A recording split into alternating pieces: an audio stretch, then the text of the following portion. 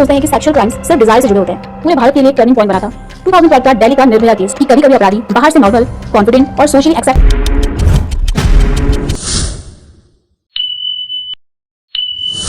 एक इंसान जब पैदा होता है तो उसके अंदर आपराधिक सोच नहीं होती। एक बच्चा किसी को चोट पहुंचाने की इच्छा लेकर कभी भी पैदा नहीं होता। फिर ऐसा क्या बदल जाता है?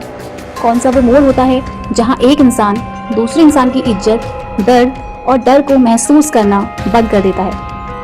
हम अक्सर अपराध होने के बाद कहते हैं ये इंसान हैवान था, लेकिन साइकोलॉजी हमें एक गहरा सवाल पूछने पर मजबूर करती है कि क्या अपराधी का दिमाग अपराध करने से पहले ही कुछ साइन देने लगता है? क्या उसके अंदर कुछ ऐसी सोच बन जाती है या कुछ ऐसी सोच बन रही होती है जहां उसे अपनी गलती भी सही लगने लगती है? क्योंकि कोई भी बड़ा अपराध सिर्फ एक पल में पैदा नहीं होता, उससे पहले बनती है एक सोच।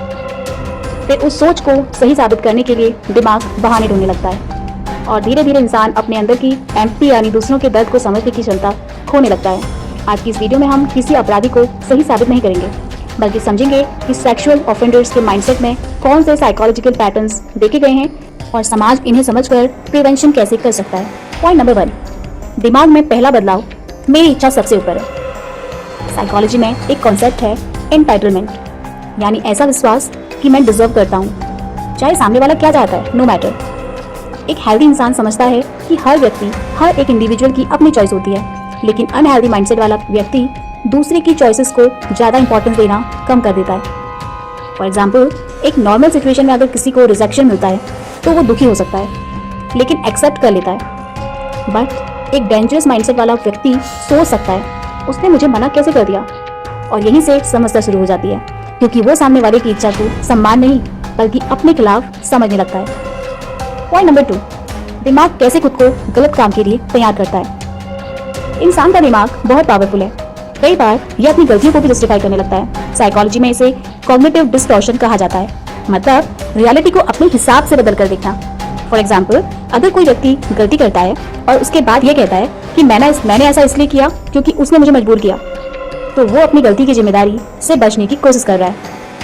पॉइंट नंबर 3, एम्पैथी खत्म होना। अगर किसी व्यक्ति को पता हो कि उसके काम से सामने वाला टूट जाएगा, फिर भी वह वही काम करे, तो उसके अंदर क्या कमी हो सकती है? एम्पैथी हमें रोकती है यही एहसास कि मेरे काम से दूसरे इंसान को दर्द होगा।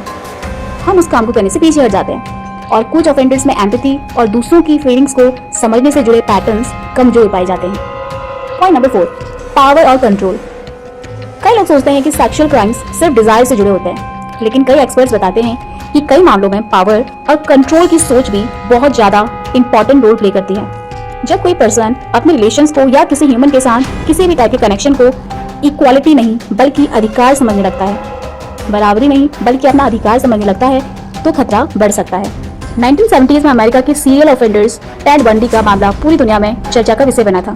उसकी कहानी में एक बहुत ही इंपॉर्टेंट बात हमें दिखाई कि कभी कभी अपराधी बाहर से नॉर्मल, कॉन्फिडेंट और सोशली एक्सेप्टेबल दिखाई दे सकता है, इसलिए सिर्फ चेहरा या बातचीत देखकर किसी की पूरी पर्सनालिटी को समझना इम्पॉसिबल होता है।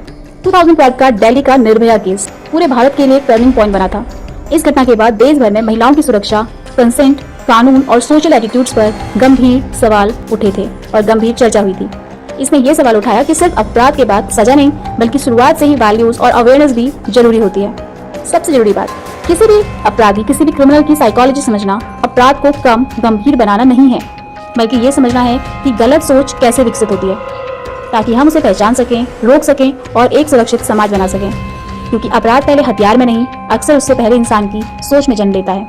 अगर आपको ह्यूमन साइकोलॉजी, क्राइम के पीछे छिपे कारण और समाज से जुड़े ऐसे गहरे विषय समझना पसंद है तो चैनल को सब्सक्राइब जरूर करें, क्योंकि यहाँ हम सिर्फ घटनाओं के बारे में बात नहीं करते, हम घटनाओं के पीछे छिपी सोच को समझने की कोशिश करते हैं। Thanks for watching video.